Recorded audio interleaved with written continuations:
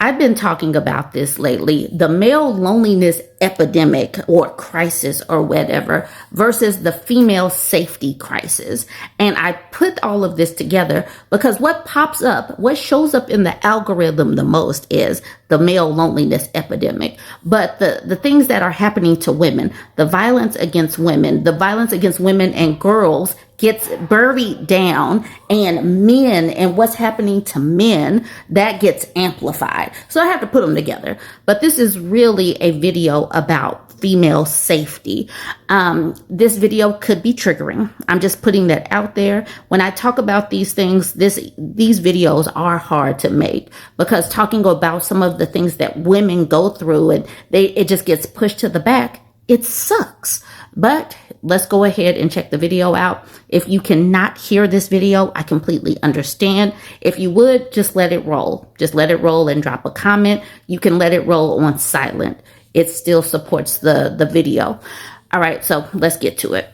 This is a horrific story. There was a woman in Texas. It says half-naked woman was allegedly tortured and chained in a Texas backyard for months by 5 friends because they didn't like her anymore. Like I said, this story is horrific. It says a half-naked woman was allegedly tortured and chained up in the backyard of a Texas home for months, leading to the arrest of 5 people who allegedly starved and shot at the defenseless victim with BB guns. The Austin Police Department responded to a home on the south side of the city around 9 a.m. October 30th after a 911 call was made regarding a woman screaming for help and handcuffed to metal exercise equipment in the backyard, according to Austin officials. Officers arrived to find the unnamed woman suffering from severe injuries, naked from the waist down and shackled to a punching bag stand. So here is the home right here. It says the first responders quickly attempted to free the woman, but due to the conditions of the restraints, they had to call in the Austin Fire Department to bring in special equipment to cut through the metal. The woman showed signs of physical distress and had visible injuries consistent with prolonged restraints. As they worked to free the woman, 5 adults inside the home noticed what was happening and tried to flee, but were immediately caught and detained. Police also found 2 small children living at the home who were placed in the care of Child Protective Services. The suspects, listen to these names. This was a woman that was being held captive, and she was being held captive by other women as well. The suspects, Michelle Garcia, 51, Crystal Garcia, 21, Mosh Carney, which is a woman, who is 32, Juan Pablo Castro, who's 30, and Maynard Lefevers, 21, had allegedly held the victim captive for months. This lady right here is Michelle Garcia. This is Juan Pablo Castro. It says the victim told investigators she'd been friends with Michelle Garcia, but stated that at some point they, the group, decided they no longer liked her, and the 5 decided to keep her as a captive, according to an affidavit obtained by the Austin American-Statesman. She says she was forced to live outside for weeks and beaten whenever she tried to flee. It's unclear when the victim was taken captive and exactly how long she was held. Detectives said the woman was fed just 1 plate of food a day and shackled to a metal exercise stand, sometimes with both wrists locked behind her. I just want to put it out there that sometimes women can be the monsters too. That, regardless of who the monsters are, they need to be held accountable and face consequences. This young lady right here is 21. She's basically thrown her life away because she was acting like a monster. I don't get some of these people.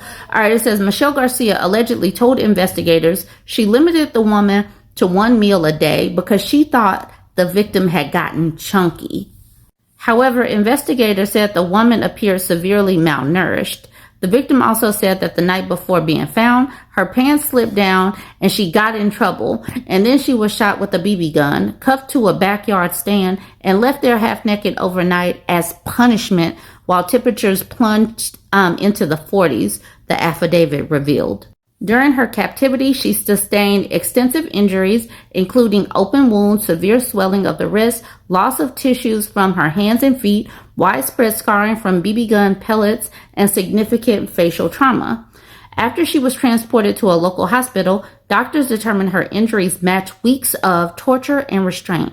Scans also found a BB was lodged in her right eye.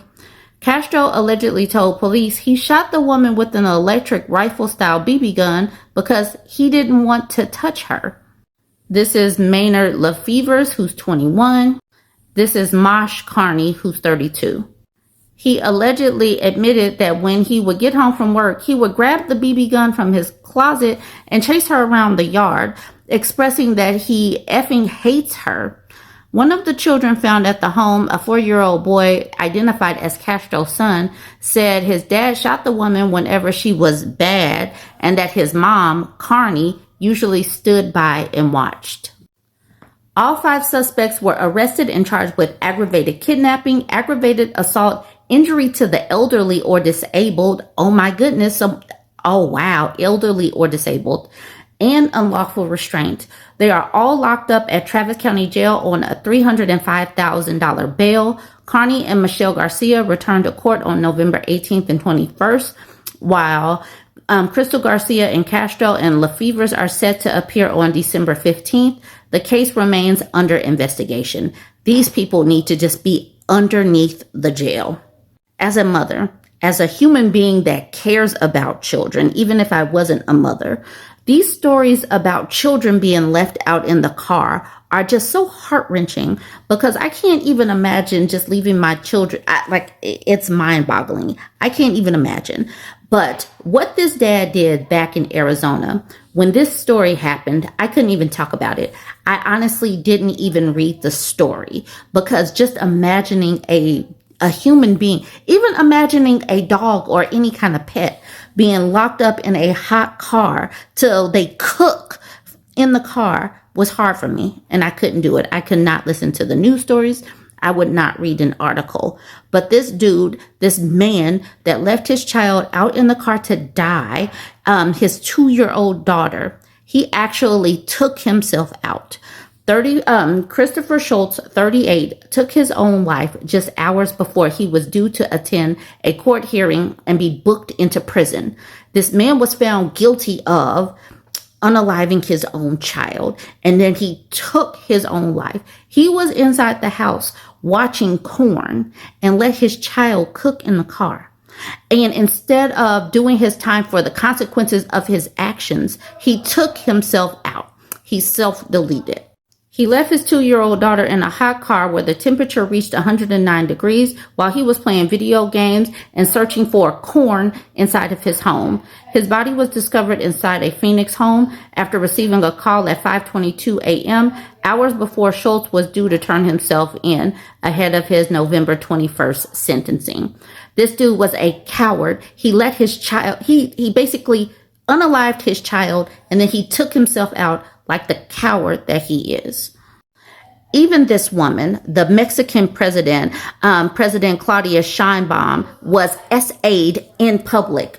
And the thing is, this dude was so bold to think that he was going to grope a woman in public, let alone a public figure and someone as powerful as she is, and just do it in public and get away with it.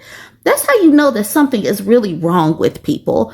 All right, so this article, and I don't know if you've seen the video clip, but there is a clip that's going viral. It says, Mexico's president presses charges against man who groped her on the street. A video of a man touching Mexico's first female president, Claudia Sheinbaum, shocked many Mexicans, but did not surprise them. It's so common, one woman said, it's so common that he thought that he was going to do this to the president of Mexico. A day after a man groped Mexico's President Claudia Sheinbaum in an episode captured on video, she announced on Wednesday that she had reported the incident to the police as a crime. My reflection was, if I don't file a complaint, then what message does that send to all Mexican women? Ms. Sheinbaum said at her daily news conference, noting sexual harassment was a crime in Mexico City, where the episode took place. If this can happen to the president, what's going to happen to all the young women and women across our country? The man could be seen on video, which circulated widely on social media, approaching the president on Tuesday as she was walking in the historic center. He moved to kiss the president and put his hands on her breast. The nerve. A stunning video. The president of Mexico, Claudia Sheinbaum, kissed and seemingly groped near the presidential palace. A man approaches her from behind and appears to put his arm around her shoulders before leaning in.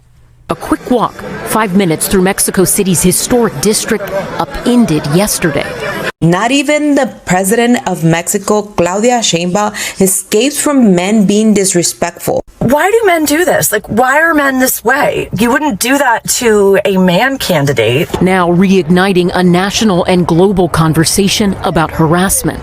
Si esto le hacen a la presidenta. The president saying if they do this to the president, what will happen to all the young women in our country? At a press conference today, Sheinbaum saying she is pressing charges because she views this as something all women experience. President Sheinbaum says the man appeared intoxicated. Tonight, he's in police custody, suspected of harassing and inappropriately touching 3 women, including the president, on the same day. Now, finally, I'm just going to share this video from a content creator named Kat. She's already speaking about this, and this is terrible. We have another family annihilator that took himself out and took out his family members. So go ahead and watch this. I know that these stories are hard. These videos are hard to make, but we have got to keep sharing and trying to figure out some way. We got to highlight this stuff, highlight the dysfunction that's going on so we can attempt to, bring some consequences to these monsters before things just continue to get worse and worse and worse as far as violence towards women and children. So yet another man has taken the lives of his entire family because things were not going his way. This quadruple unaliving and self-deletion happened in the Bronx on Wednesday. Qasim Stokes, aged 44, pew-pewed and unalived his 75-year-old mother, his 26-year-old daughter, and his daughter's 33-year-old boyfriend, as well as himself. And even though Qasim had multiple gun charges and was once arrested for selling crack and cocaine outside of the projects, he still was broke and had to live in his mother's NYCHA apartment. This is what I mean when I say you do not house failed males. And black girls, young black women, if you know that your mother is a pick-me and an enabler and she is going to harbor your violent male family members, you need to make a plan and get out of there. Your mothers are setting you up to be harmed or worse. Also, y'all, when you read the articles, take note of how everyone is saying, oh, he was just a friendly neighborhood kid about this 44-year-old grown-ass man. Before Qasim unalived everyone in the household, he called his son out of state and told his son, oh, check on your family, and hung up. The day that Qasim unalived everyone in the household, he was actually scheduled to go to court for gun charges that he got in 2024. More black women gone because of the failed males around them. These failed and coddled males are going to continue to annihilate everyone around them until we really address what's really going on.